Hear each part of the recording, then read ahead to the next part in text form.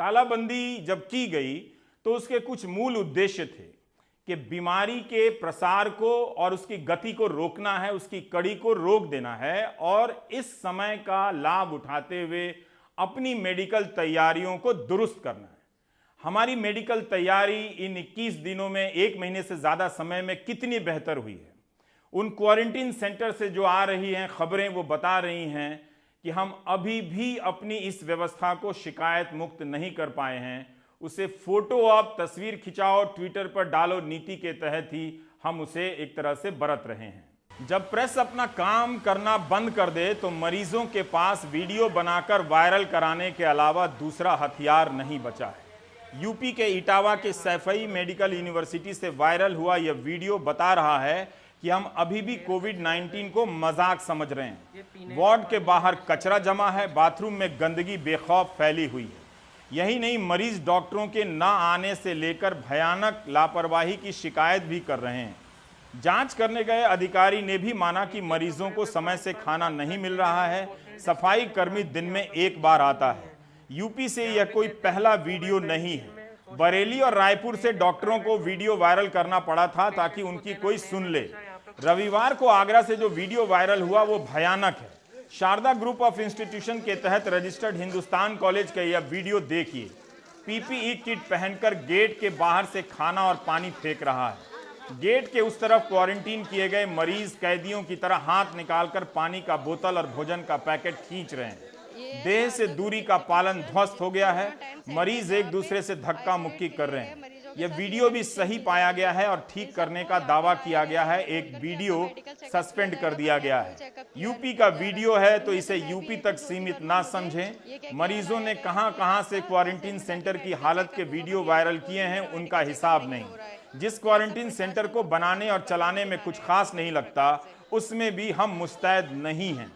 21 अप्रैल को आगरा के मेयर नवीन जैन ने मुख्यमंत्री योगी आदित्यनाथ को पत्र लिखा था कि आगरा कहीं चीन के वुहान जैसा ना बन जाए, आगरा को बचा लीजिए। तैयारियां जो हैं वो दिखावे के लिए हैं।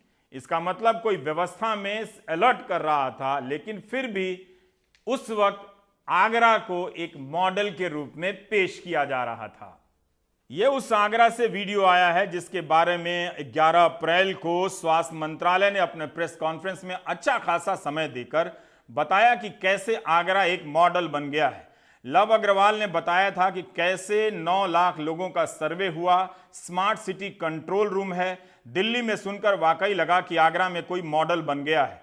उसके बाद आगरा की चर्चा गायब हो गई। 11 अप्रैल को जब आगरा मॉडल का जिक्र हुआ था तब वहां 92 मामले सामने आए थे और 1 मौत हुई थी।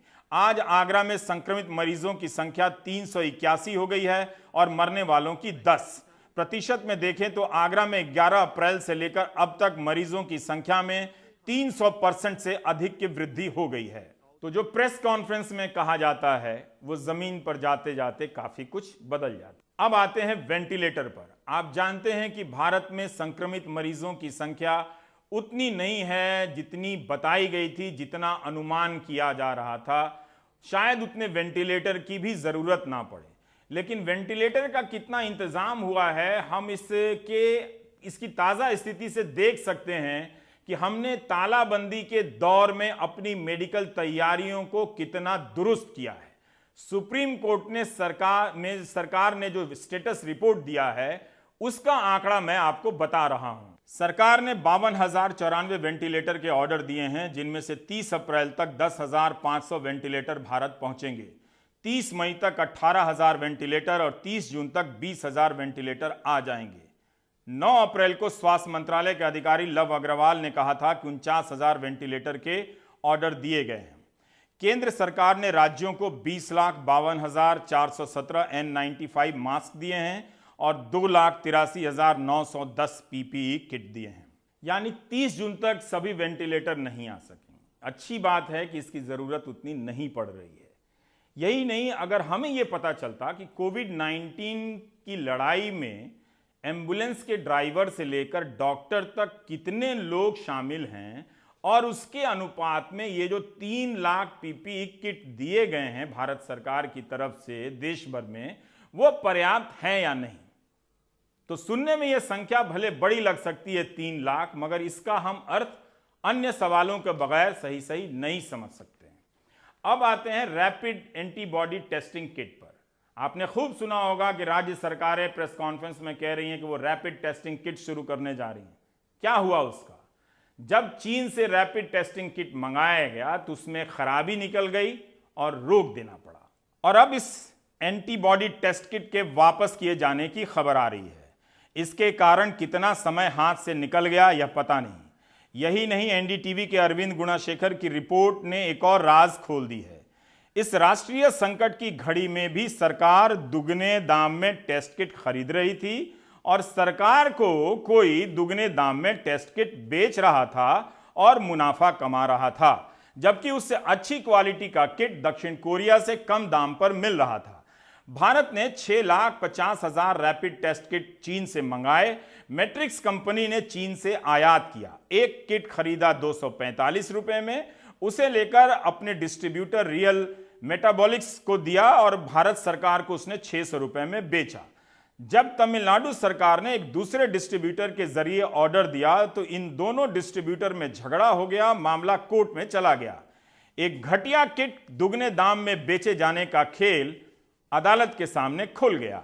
शुरू से ही चीन के टेस्ट किट और दाम को लेकर विवाद हो रहे थे। छत्तीसगढ़ के स्वास्थ्य मंत्री ने ट्वीट किया था कि दक्षिण कोरिया से उनकी सरकार मात्र 337 रुपए में टेस्ट किट खरीद रही है। If not for these quality issues, government would have ended up paying 140% more than the value of these kits. Sources now tell NDTV that government is now focusing on procuring antibody kits with better quality from South Korean firms.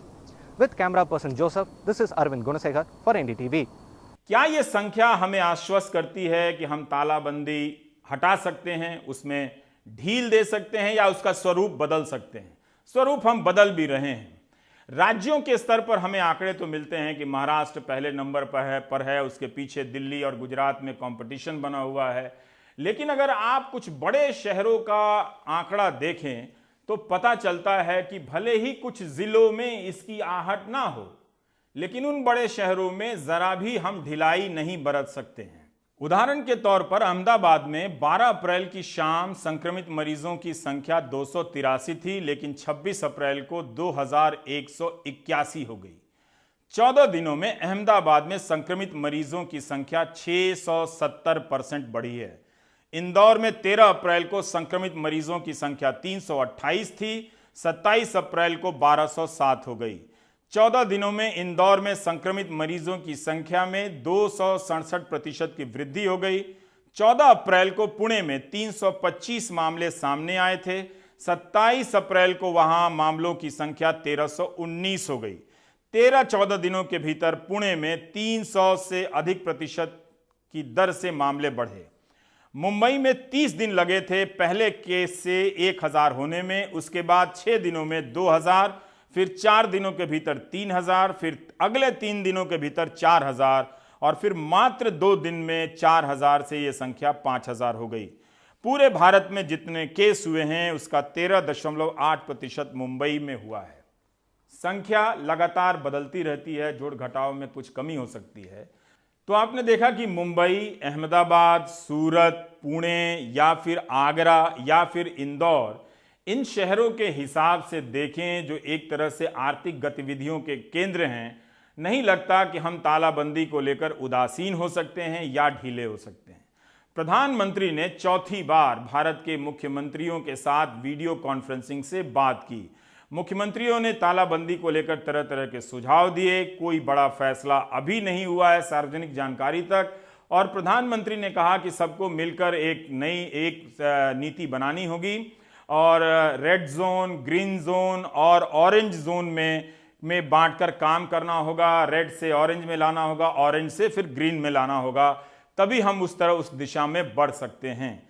दूसरी बात उन्होंने कही कि अर्थव्यवस्था को लेकर चिंता करने की कोई जरूरत नहीं है, सब ठीक है। यह जानकारी इसलिए भी दी ताकि एक तस्वीर बने कि भारत में तालाबंदी के भीतर भी कई प्रकार की तालाबंदियां हैं। एक स्तर पर भारत बंद नजर आता है, लेकिन बहुत निचले स्तर पर भारत आपको चलता फिरता नजर भी आता है। खेती का काम चल रहा है, खेती के गराज और उपकरण की दुकानें भी खुली हुई हैं। प्रधानमंत्री भले कह रहे हैं कि अर्थव्यवस्था को लेकर चिंता करने की जरूरत नहीं है, लेकिन मिडिल क्लास थोड़ा थोड़ा चिंतित होने लगा है।